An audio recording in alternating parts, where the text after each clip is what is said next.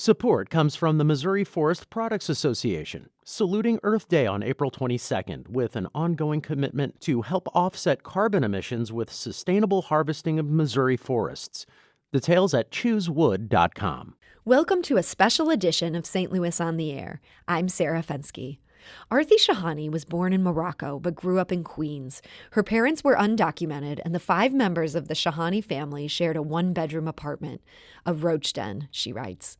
But then their hard work started to pay off. The family bought a 4-bedroom colonial in New Jersey. They even got a dog. It would have been the American dream, only instead it quickly became a nightmare. Aarti Shahani's new memoir about her journey and her family's is called Here We Are. It came out on October 1st, and it's a wonderful read. A quick note that the audio we're listening to today is a backup recording of a live event we taped last Friday. There was a technical issue with the main recording, and while today's broadcast is not the audio quality that we strive for, we want to make sure to bring you this conversation. So without further ado, let's get to my talk with Aarti, recorded before a live audience. I started by noting that the memoir feels, in many ways, like a tribute to her father, who had a long journey and a difficult path, one that went back to partition. I asked her to give us a crash course in Indo-Pakistani history to explain to us what happened there in 1947. Sure. The little crash course is, the British had colonized India for more than 3 centuries. But then they decided they were going to make a very quick exit. And that quick exit involved dividing up the subcontinent into different countries. In broad brushstrokes, one chunk of land for Hindus, another chunk of land for Muslims. It was an effort to appease politicians, though no one was really appeased by it. The man who was drawing the map of the new nation states that would be formed, by the way, was someone who had never set foot on the subcontinent. And it is amazing to me because, there's this notion of objectivity that pops up in newsrooms that I also grapple with a lot. And as I was doing my research for the book, seeing how the same notion influenced the mindsets of colonizers, it just really, I was like, wow, we really, as humans, timelessly grapple with certain notions. So the land was divided, and I think that for a lot of Americans, what you know about the independence movements in India is the peace movement by Mahatma Gandhi. What you're far less familiar with are the millions of people who were murdered and or uprooted in the process of dividing the land into India and Pakistan. My parents were among those uprooted. To give you a sense of how horrific that violence was, literally babies were skewered. And forgive me for being graphic. People who were riding in trains from one region to another were killed in the cars, and corpses would arrive in a station. This is violence that my mother at that point was an infant. Her memory wasn't forming yet. My father was about 6. He remembered, he's now passed. He remembered those things. And what happened to each of them is that because of this reorganization of the world post-colonialism, my parents became effectively stateless. What I think about, my family is part of low-end globalization. Mm-hmm. And some of what I'm recounting in this book, that's actually the majority of migrants. It's not the global elite, it's the global working class that get tossed from place to place and try to find a foothold. And that was who my parents were. And your father ended up in Casablanca. Oh, what was he doing there? Yeah, so, my father, he actually started his life as a migrant. First fleeing from war. And then when he was a teenager, he left the subcontinent altogether to become a migrant worker in Beirut. That was his first stop abroad. He was 19 years old, supporting a family of 13 back home. From Beirut, my father traveled throughout northern Africa. He'd been in Algeria as well. He sort of traveled through countries, and then he landed in Morocco, and he did a combination of work. The sexiest of the work, in my opinion, was he became a film distributor. And I love this. He's not just distributing the movies, he's also censoring them. Yeah, exactly. Thank you for reading, yes. It's funny because he was distributing Bollywood films. Bollywood is the largest film industry in the world. The B stands for Bombay. And so Dad would take these reels of film to movie theaters throughout the Arab world, but he would have to literally take a scissor and tape and cut out the parts that were too provocative.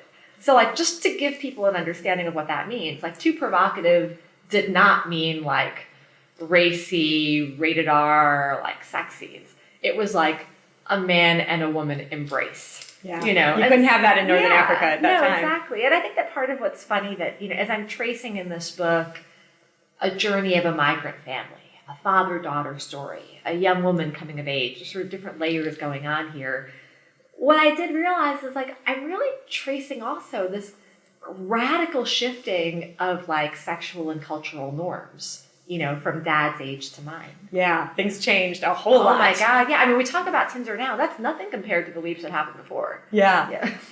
So he and your mom ended up deciding that they were going to move to the U.S. And it was in part, it sounds like your father's mother was a very difficult person. Your mother decided they needed to get out. That's right. And you know, this part of the story I think will resonate with a lot of people who know their family's migration story, whether it was your great-grandma coming through Ellis Island or your mom, in my case, coming just in a more recent generation. My mother lived in a joint family. That term means that basically the wife who marries the husband moves in with him and his parents and his brothers.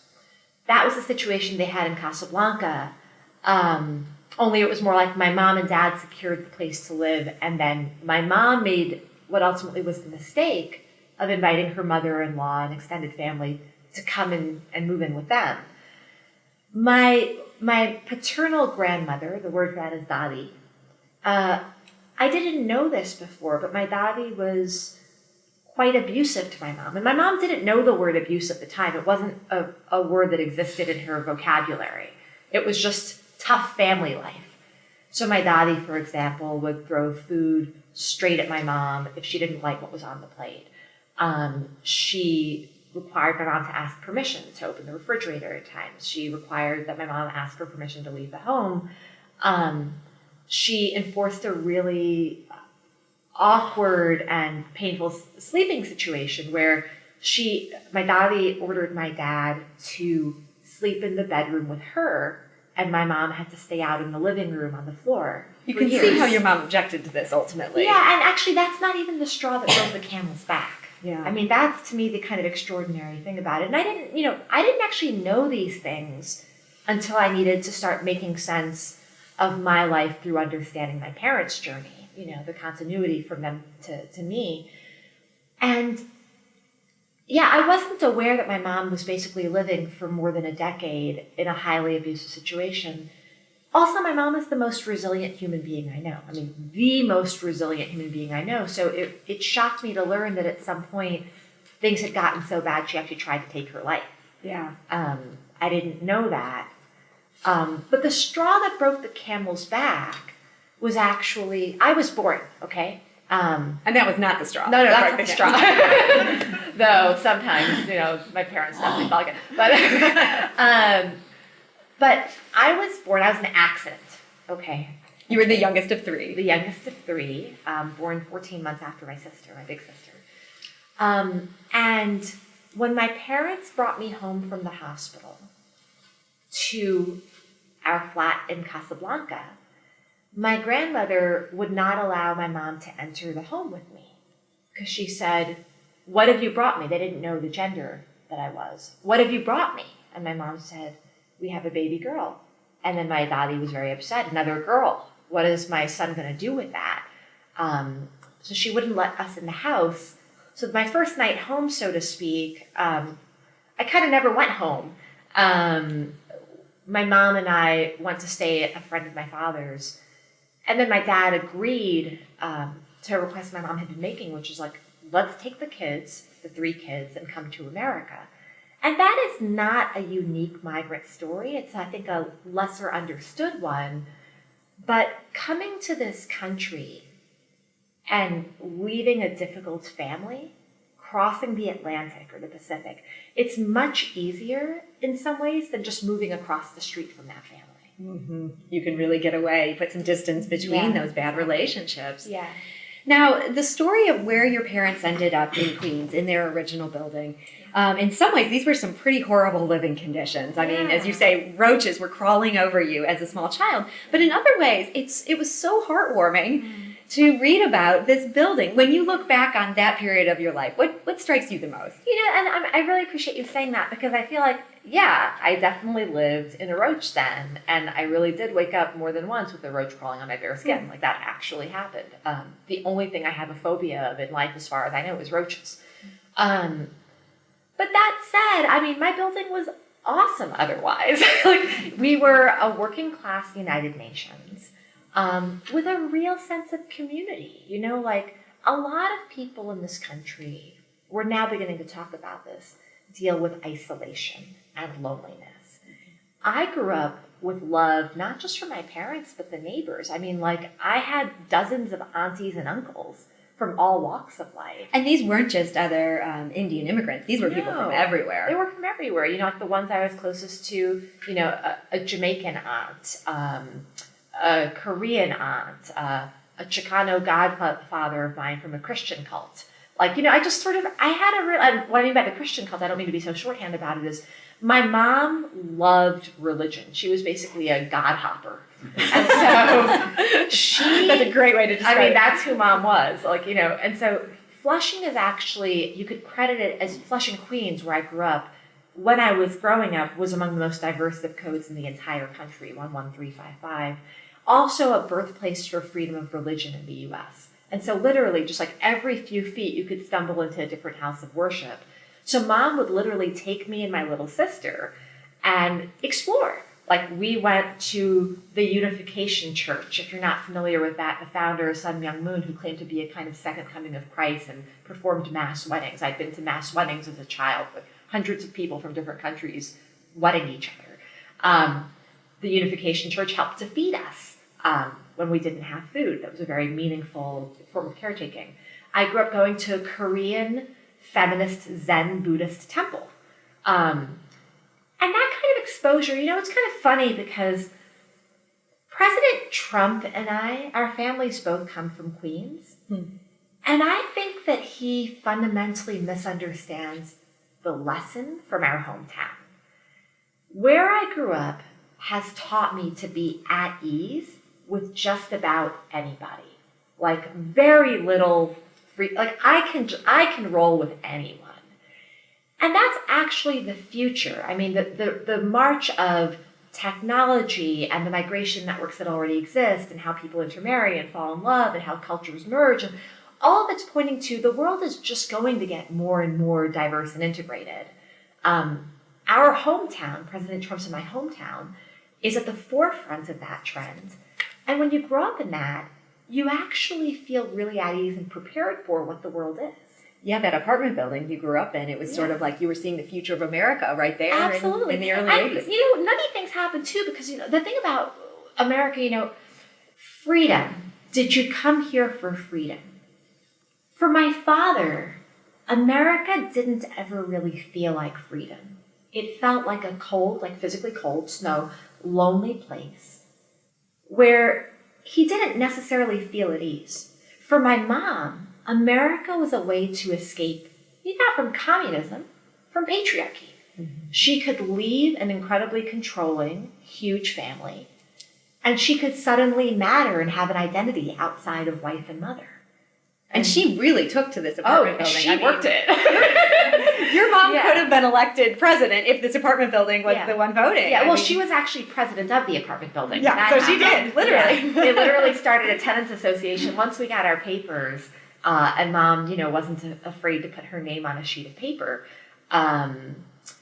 She actually started to organize the neighbors and petition for fixes and things like that. And I remember one time, it was really funny. So Mom, who also cooks up a storm, and she speaks 6 languages. My parents each spoke 6 languages from their global travels. Mom was particularly then well-positioned to talk to everyone in Spanish, in Hindi, in Urdu, in French, a little bit of Arabic, fluent English. She could talk to everybody.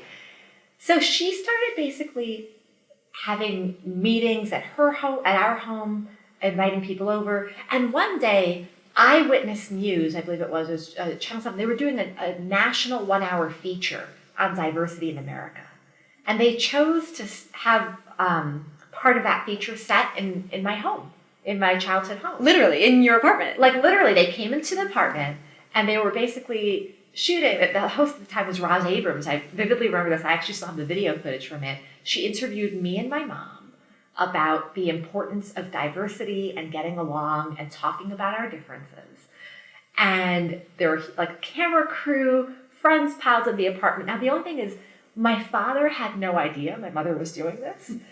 And so she just kind of thought, I'll be on national TV and they'll be done with getting all the footage and they'll be out before he comes home from work. It didn't quite work out that way. No, what ended up happening was that they took too long and production cycles are never what you want them to be. Yeah. Exactly. And so Dad comes home and like the cameraman scolds him for stepping on a wire and he's like, I'm sorry, I thought this was my home. And it's hilarious. Like literally you can see in what aired on national TV, my parents sitting on the floor together and Mom holding Dad's hand and she's talking about, yeah, we love our community. And I could just see my father's face fuming, like, what is my wife doing? And she lost her mind. We're talking to Aarti Shahani about her memoir, Here We Are. We need to take a quick break, but we'll be back shortly to continue this conversation. This is St. Louis on the Air on St. Louis Public Radio, 90.7 KWMU. Support comes from the Missouri Forest Products Association, saluting Earth Day on April 22nd with an ongoing commitment to help offset carbon emissions with sustainable harvesting of Missouri forests. Details at choosewood.com. Welcome back. You're listening to a conversation recorded Friday night. Aarti Shahani was in town to discuss her new book, Here We Are, American Dreams, American Nightmares, which is about her family's immigration story. A quick note that the audio we're listening to today is from a backup recording of last Friday's event. There was a technical issue with the main recording, and it ended up being unusable. While today's broadcast is not the audio quality that we typically strive for, we still wanted to share this conversation. Let's listen back to our talk. Now, Aarti, you write in one of these passages, you write, to migrate to America, to cross the Pacific or the Atlantic Oceans or the Sonoran Desert is the boldest act of one's life. You do it to be the hero of your own story. Only God must have a sense of humor, because as every undocumented immigrant knows, you can't cross over and stand proud. You have to be invisible. Your parents were undocumented. Yeah. So was I. Yes, yeah. And when you were first here. So what ended up changing that for them? They thought it would be Ronald Reagan, but it ended up being a different thing that led to their being able to get on the path to citizenship. That's right. Yeah, and I'll answer your question. I do want to say about that.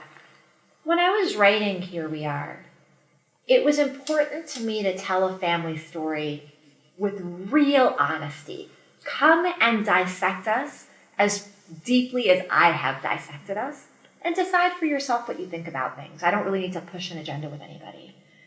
I did, though, need to reflect on a truth that I feel has become really lost. Migrating did not used to be a crime. In much more recent history, migrating got codified into criminal law as a crime, to cross the border, for example. I don't judge people for coming in without papers. I believe many of these people are doing exactly what is best for their families, just like prior generations of Americans have done.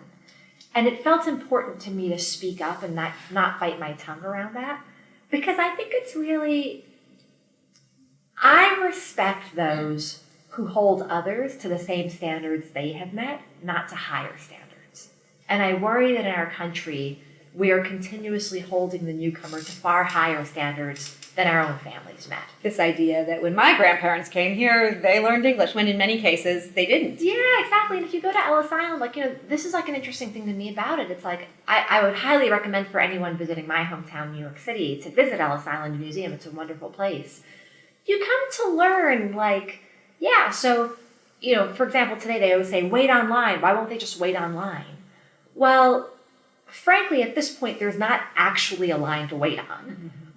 You'd asked me how my family got our papers. My mom's kid sister, she married an American citizen. They both naturalized citizens. They sponsored us, a sibling petition, That's a process that's now derided as chain migration. And the president himself has sort of put that in his sights. Exactly, yeah. I mean, he's talked about it as if it's a bad thing. I actually believe it's the backbone of America.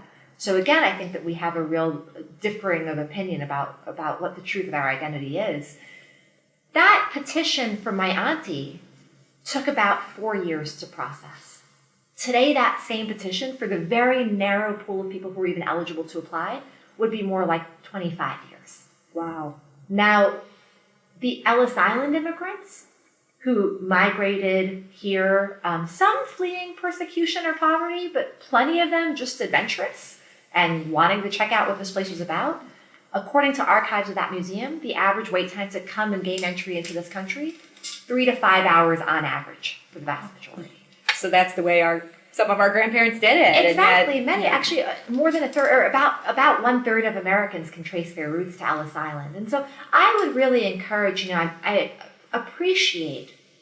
really appreciate the opportunity to talk about my family. I hope what it sparks is more people, and not just first-generation immigrants, third, fourth, fifth, looking into their own families. That actually leads to a great question from Mike in the audience. From Kirkwood. Mike asks, please share your thoughts on the roots of right-wing anti-immigrant populism in the U.S. and Europe, and whether you think this is an aberration or a long-term challenge. Oh, I think it's a great question. I don't feel that I've read enough, particularly about Europe, to understand the ins and outs and the organized movements that are happening there. What I can say about the U.S. is nativist sentiment flares cyclically. That's not new. It keeps happening. It comes and it goes. What I'm particularly concerned about at the moment is that, President Trump did not start the latest flare-up. What my book does is actually trace back what we're seeing in America today as a legacy of the administration of Bill Clinton in the 1990s.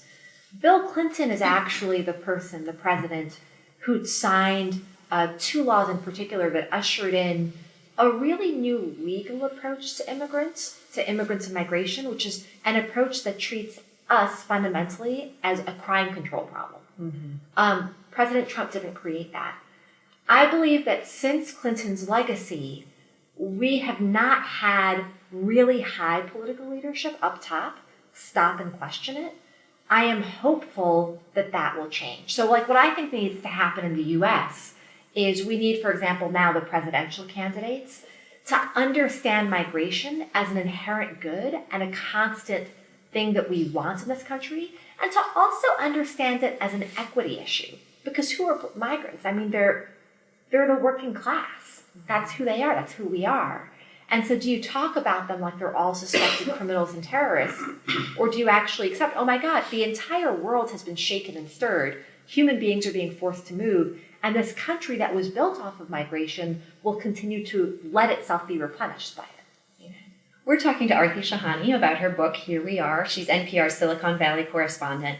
And you had mentioned this Clinton-era law that basically if an immigrant runs into trouble with the law, that they can find themselves, even if they have their papers, they end up getting shown the door. And this ended up becoming a huge issue for your family because of what happened to your dad. Yeah. So as you tell in the story, your family's really moving on up. You get a scholarship to this amazing, really expensive prep school. In today's terms, a Tesla a year. That is a really expensive prep school. I didn't pay a penny. And then everything kind of began to crumble a little bit. So at the time, what did you realize about the legal trouble that your dad was in? I know later you went and did a lot of research, and we'll get to that in a minute. Sure.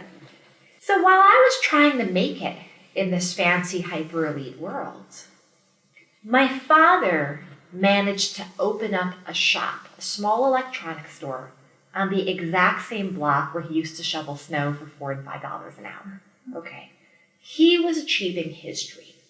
He sold Casio watches, sharp calculators, keyboards. This is before the smartphone era. This is before even before big box retail had really taken off, well before the Amazon era. One day we get a call that Dad and his kid brother, my Uncle Ruffin, have been arrested.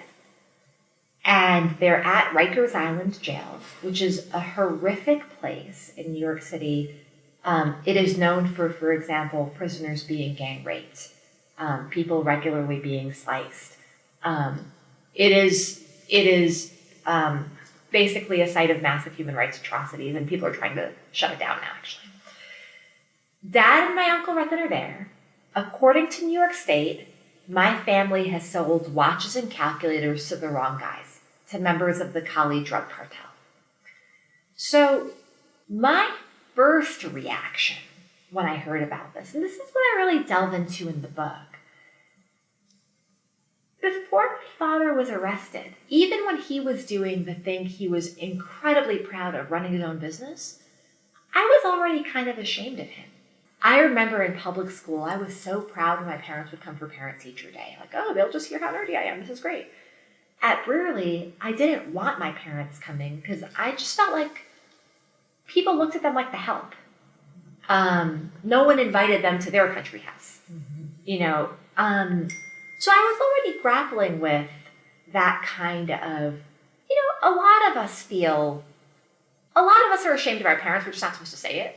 I said it, okay? And in high school in particular. Yeah, no, exactly. Well, in adulthood too. So, I mean, I think it lingers for a lot of people. But when my father was arrested, I felt so betrayed by him. I was like, my life is already hard enough. What the heck did you do, Dad?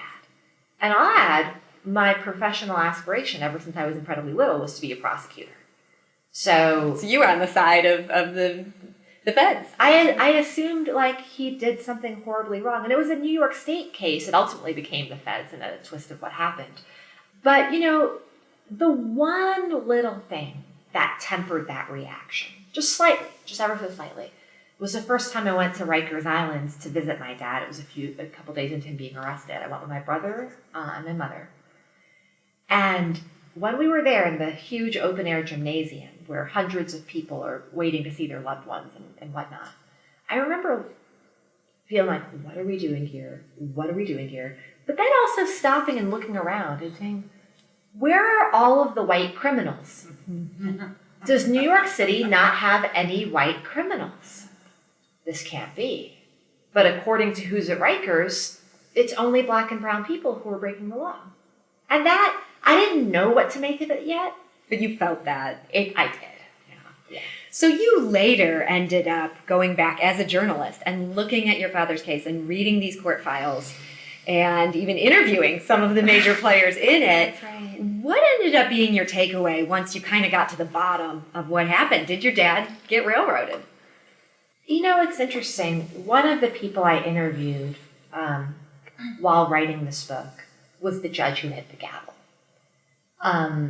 He and I ended up having a very bizarre kind of reunion of sorts. And he'd been very fond of you. He was, no, he really was. Like, you know, we basically got reconnected to each other because once I became like a fancy NPR correspondent, that's how I think about it, it's fancy. Once I became fancy, I ended up rolling in circles where we had mutual friends, and a mutual acquaintance introduced me to the judge. And that judge, the first time I met him, he remembered my family's case, and he'd read up on it, and he remembered me very vividly. He's like, young lady, your father and your uncle should never have taken the guilty plea that they did. What a mistake.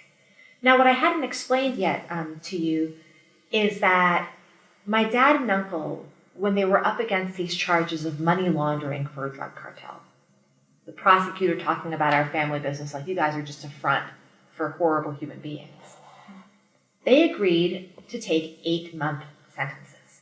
Now, you might wonder, well, if these guys are like big-time drug dealers, why would they get 8-month sentences?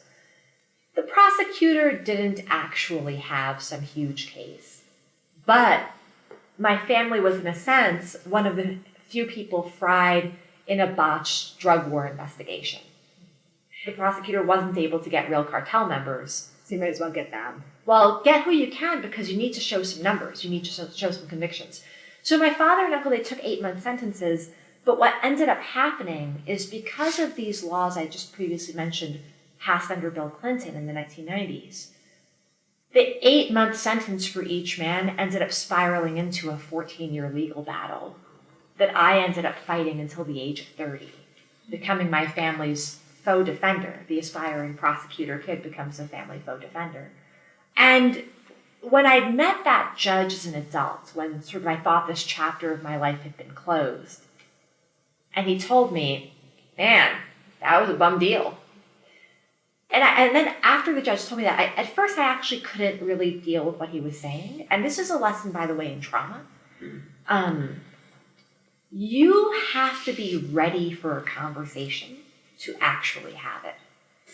And if something for you has been horrifically painful and you're afraid of falling back into it, you cannot actually process information about it.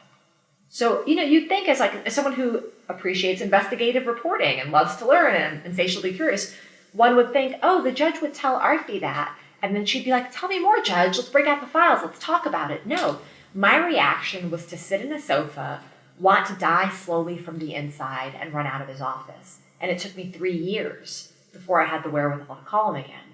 And why did I finally call him again? I mean, in part, when I finally stopped fighting for my family and I left, and I sort of made a radical career pivot into NPR journalist from prison activist, which is what I was in my 20s. I was in my early 30s and I had horrific credit. My FICO score was terrifying. And I felt like I could not have anything to do with my family's past until I had a future to look forward to. And so the time that I called the judge to talk years later about, hey, what you mean, Judge? It was around the time that my credit score got really good. Mm-hmm. That's when you were finally able to grapple with that. Yeah, that's right. Now, I thought one of the bitterest ironies in this case, and there were many bitter parts in this, was that here you are, this really enterprising high school student, and because of the connections that you've made at your fancy New York City prep school, that you're working, you're doing everything you can to help your family, and you were able to get a lawyer for your dad. And as I'm reading this book, I'm thinking, oh, of course, she gets this fancy lawyer. That's how America works. You get a good lawyer, you're fine. And the great irony here is that this was a lawyer who wasn't really a street fighter, or maybe wasn't used to going to court, or maybe didn't care. Yeah, I think it's more kind of like we were punching above our weight. Yeah. So what happens when you're a working class person who got a fancy lawyer through some random connection? But we weren't important enough to matter to him. Mm-hmm. And he wasn't fighting for us. When I look back at it in retrospect, and the judge told me this, he's like, you made a big mistake hiring that guy. He didn't do anything for you. The most basic things, in addition to talking to the judge, I actually went back while writing this book, and I looked at the indictment against my family. And for the first time as an adult, I noticed that there were several people named on that indictment, not just my family members in our store. So there were the Shahanis in our store, and then there were a bunch of Latino names. So I called up, I tried to reach everybody I could, and I managed to get the guy who on the indictment was called El Burro, the donkey. El Burro, I got his number because I went to the Queen's Courthouse, I pulled up everyone's file, and he had been filing appeals because he was 7 years into a prison sentence. He had been filing appeals, and on his appeals there was a cell phone number. Or it was a home number, it was a number. So I called El Burro because according to the indictment, he was the linchpin between the cartel and my family. He was the guy bringing in the narco money and taking away the goods and whatever it was he was doing. So I call him. I'm like, is this Mr. Camacho, a.k.a. El Burro? And he's like, yes, it's me. I speak decent Spanish, and we were speaking in Spanish.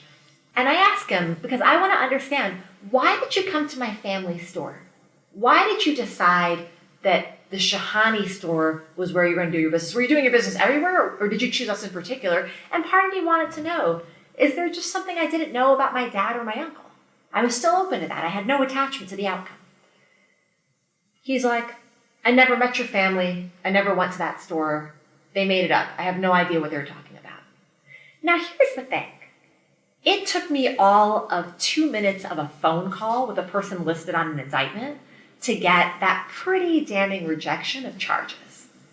Our very fancy lawyer couldn't have made that same call. He didn't bother. I'm talking to NPR's Aarti Shahani about her memoir, Here We Are, and her family's immigration journey. We'll be back in just a minute. This is St. Louis on the Air on St. Louis Public Radio, 90.7 KWMU. Support comes from the Missouri Forest Products Association, saluting Earth Day on April 22nd with an ongoing commitment to help offset carbon emissions with sustainable harvesting of Missouri forests. Details at choosewood.com.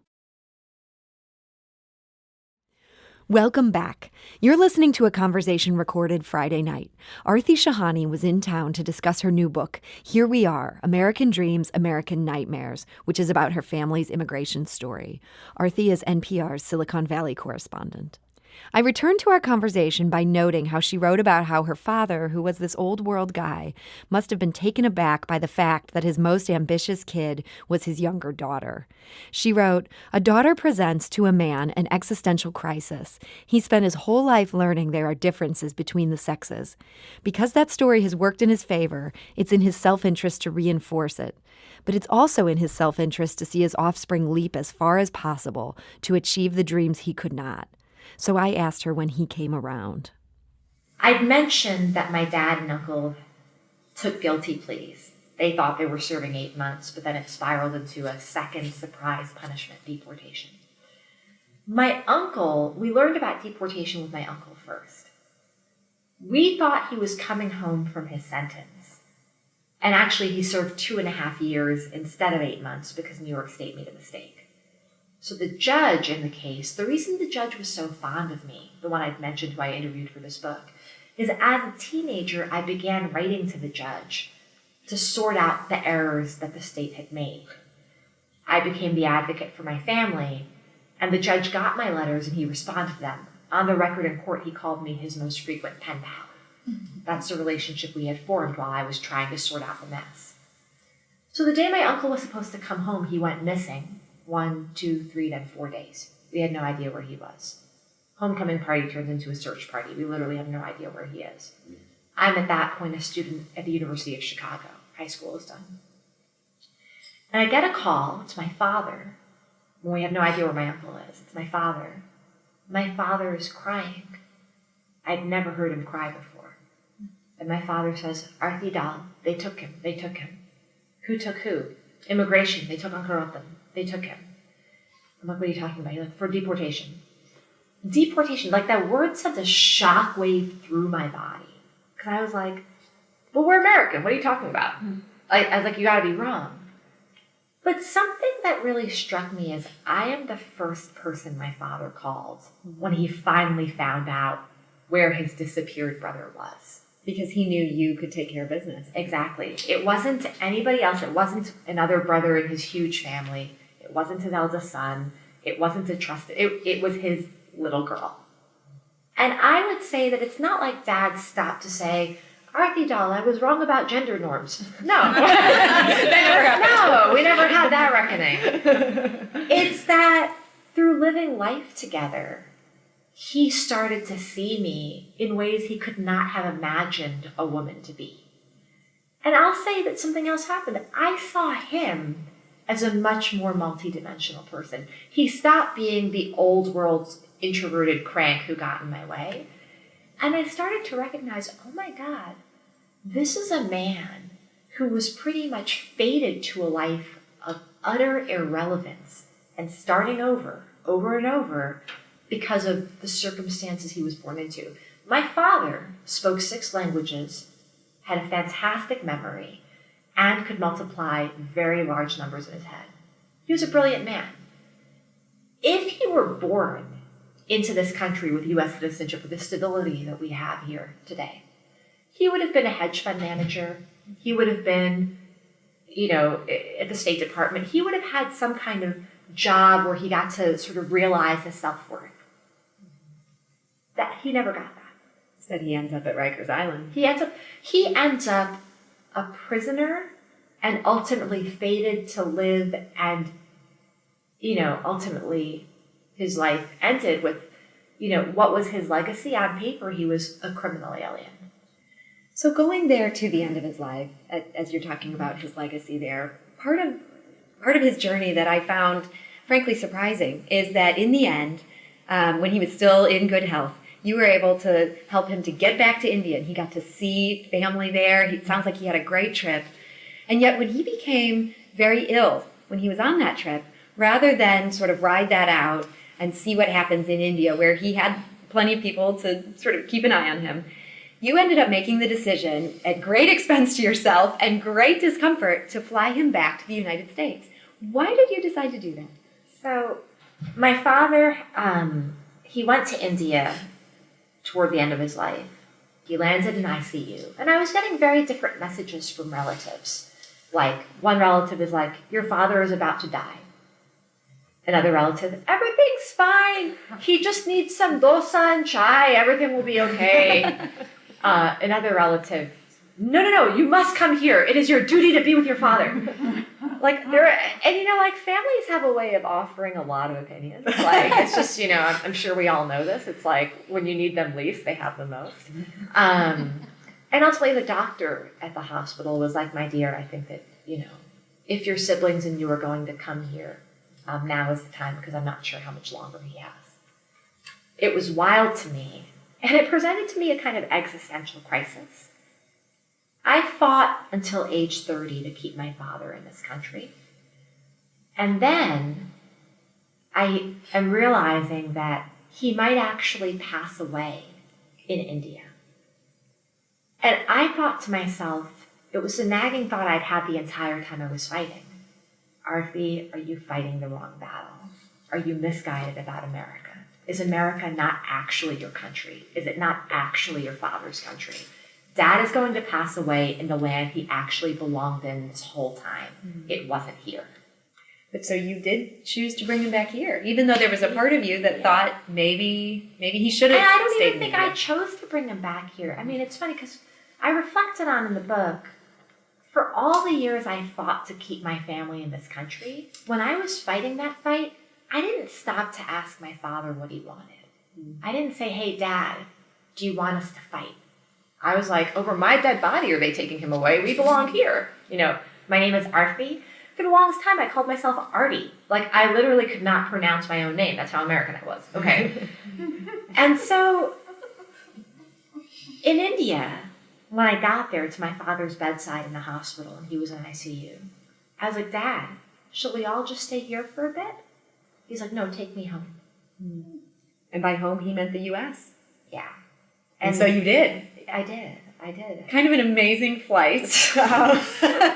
You ended up putting on a credit card or having a family member help so that you could fly in first class. The same business class, the same auntie who got us green cards in the U.S. spotted me the credit card to buy the business class tickets to literally lug my father's body across the ocean back to here. And it was funny, like the credit card, the tickets, it cost $7,000. I didn't have that kind of money. And it's funny because now, I can thank my blessings.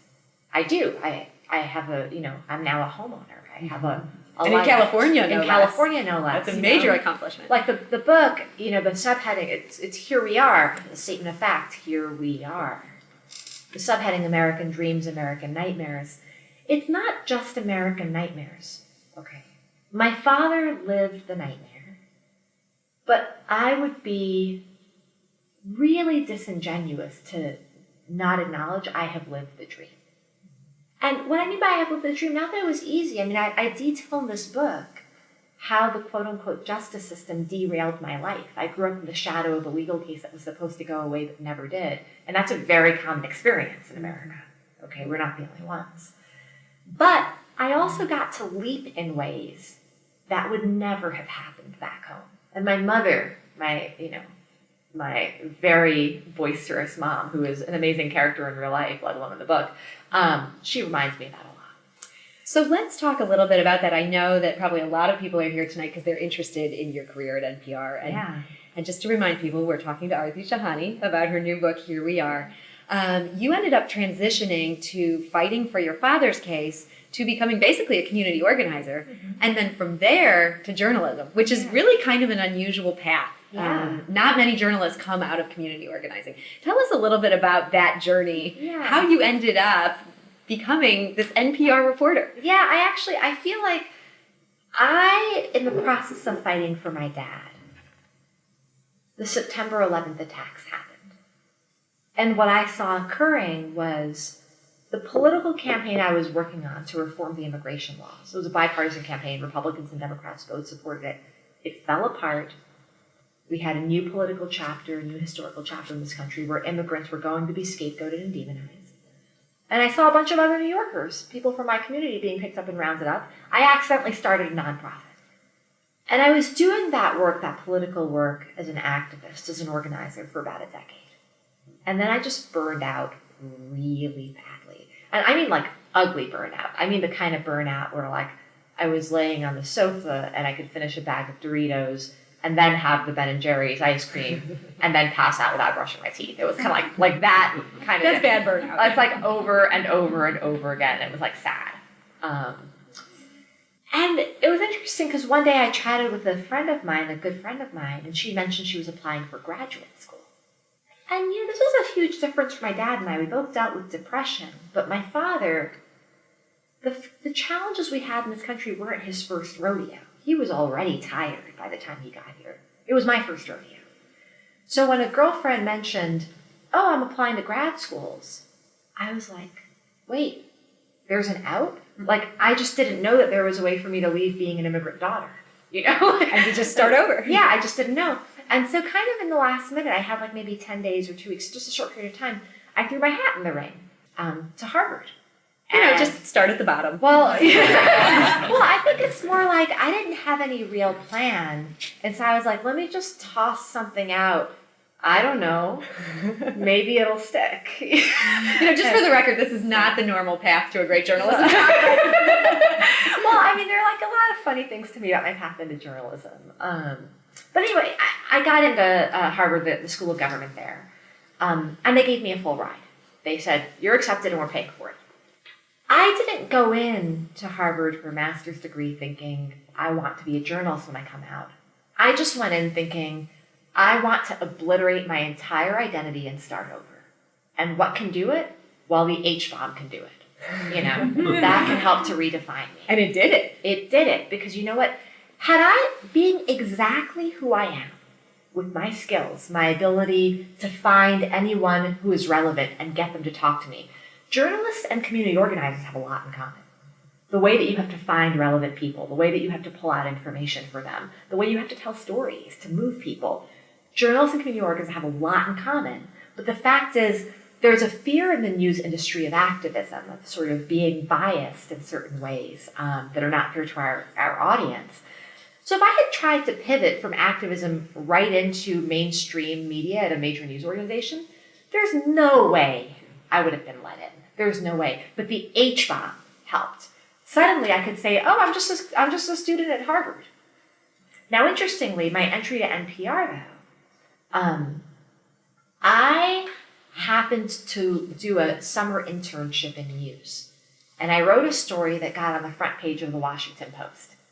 And then an NPR journalist who remembered me as a source, I was helping him go into immigrant prisons and interview people who'd been horrifically abused. He's like, Aarti Shahani, is that the same woman who was a community activist? Here she is on the front page of the Washington Post. Reporting on transportation safety. And he's like, what the heck are you doing? I'm like, I guess I'm trying to be you. And he brought me into NPR through a fellowship. And I quickly became a technology reporter. I chose technology not because my dad ran an electronics store and I had a thing for gadgets. It wasn't a daddy issue there.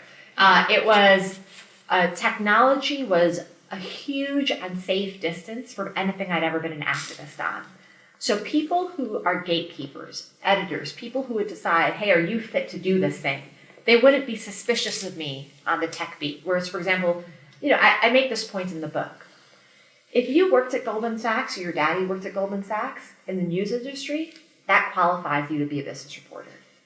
If you were locked up or your daddy was locked up in the news industry, that does not qualify you to be a criminal justice reporter. If anything, people might try to say, oh, that's a conflict of interest. She Exactly. can't report on this. So it's really only a conflict of interest when you're dealing with working people, not when you're dealing with elites. That's a problem we deal with in our newsrooms. Yeah. So anyway, I chose Silicon Valley, and then Silicon Valley chose me back, and I became, basically within 3 years, I fast-tracked myself into a really fantastic job. And it's fascinating, right? Because I spent my 20s with immigrant prisoners and families, and I spent my 30s with incredibly wealthy business leaders and software engineers and sort of tech bros. What that tells me is I really like intense and different people. My ability to be at ease with those very different kinds of people, I believe, is thanks to Flushing, Queens, and my upbringing in apartment 401 with all of those different neighbors. Really, the training I got as a working class kid in a diverse community has prepared me for the modern workforce. That was my conversation with Aarti Shahani, recorded Friday at the Community Room of UMSL at Grand Center. Aarti's book, Here We Are, is available at local bookstores. That includes The Novel Neighbor, which was our co-host for Friday's event. We want to thank them for making it possible.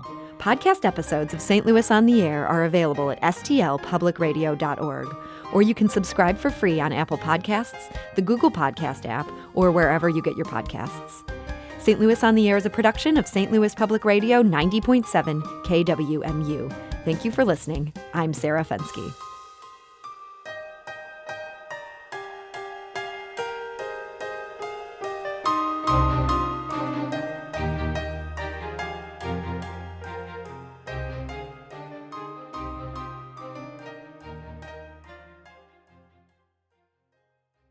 Support comes from the Missouri Forest Products Association, saluting Earth Day on April 22nd with an ongoing commitment to help offset carbon emissions with sustainable harvesting of Missouri forests.